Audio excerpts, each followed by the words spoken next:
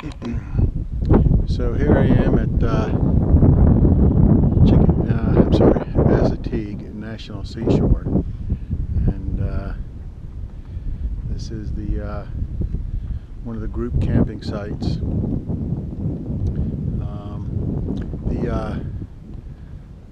I'm with the Mid-Atlantic hiking group here, and they've got 3 or 4 of the group camping sites. And as you can see, here's the ocean. Very pretty, beautiful day out. The next few days, though, are supposed to be the next day or so supposed to be pretty entertaining. Possibly snow, high winds, driving rain, yada yada yada.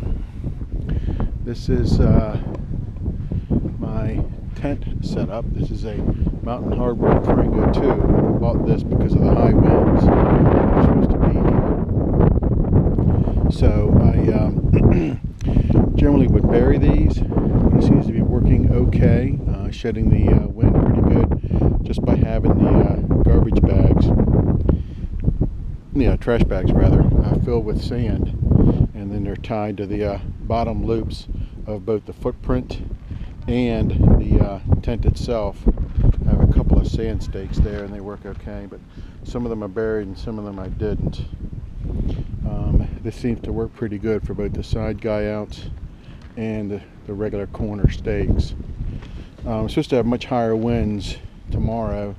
I'm going to get my meter out in just a few minutes here, so the wind's going, and take a quick meter reading of it. I have a couple more places here I need to stake out, but I may have to do a couple more on the roof later and see how that goes. But this is actually working pretty good. It's real fast, real simple, and real easy. I mean, all you got to do is just fill up the bags, and well, actually on this case I didn't mess with any kind of clips for the bags. All I did was I stuck the handles through the bottom loops and looped the bag within itself, and then I just filled up the bag and pulled it taut, and it worked very good. So most people are familiar with the Trango 2. It's an expedition quality tent, and it's a 2-person plus a little extra for the most part. So we'll see how this thing works over the next couple of days here with the weather that's coming in, but we'll see how it goes. Let me go get my wind meter here, and we're going to go see what the wind is off of here.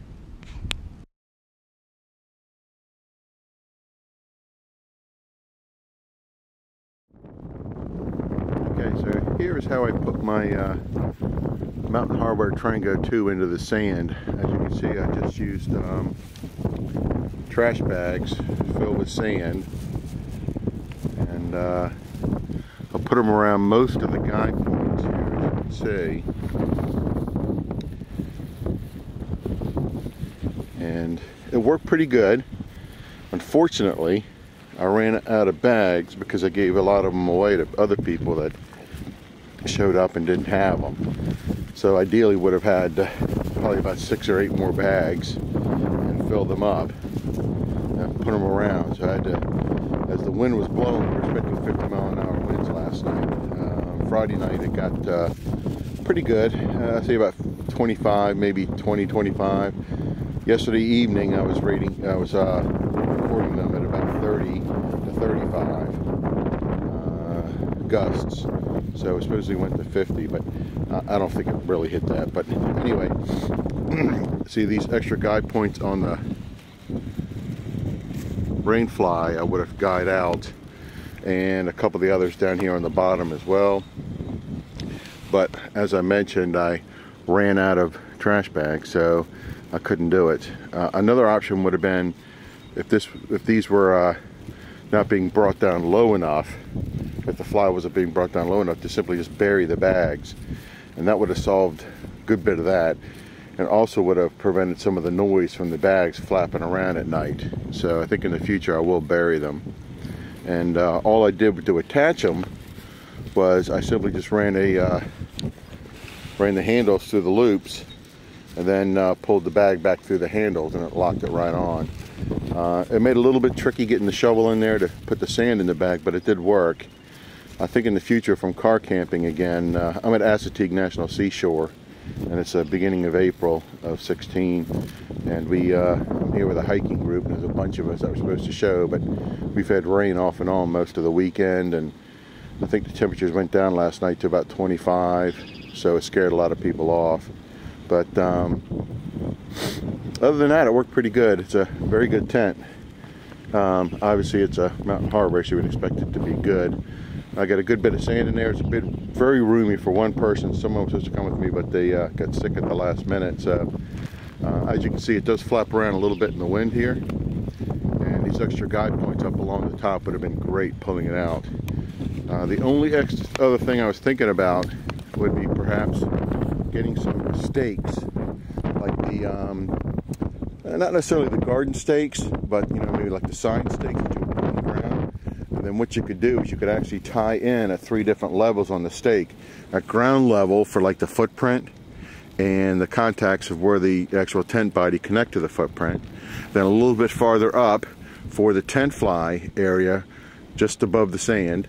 And then you could do another level up on the poles for these contacts here, the upper ones, the middle ones on the tent fly, and then of course the upper ones. So you get a tent pole that's about 6 feet deep, you put about 2 feet down, it gives you about 4 feet of height, and it would work perfect. At tent camping, that would be just fine. Just bring a hammer and whack them in, and it was good. And another good advantage to that also is you could actually put a tarp over the poles, around the poles, and create a little bit of a windbreak. I'm not sure if I do it on the back side here, because the back side of the doors, the windbreak thing, and that would solve a little bit of the problem. But this is a neat down and dirty way, and it works out pretty good. I've been using this for years in snow, and this is actually my first time putting it in sand out like this. I've had some other kind of sand at campsites near rivers and things, and never had a problem with it there, so I didn't expect it to be any different here. But this is much finer, because I guess because it's wind blown, so it doesn't pack nearly as well. So the bags worked out pretty good. Thanks.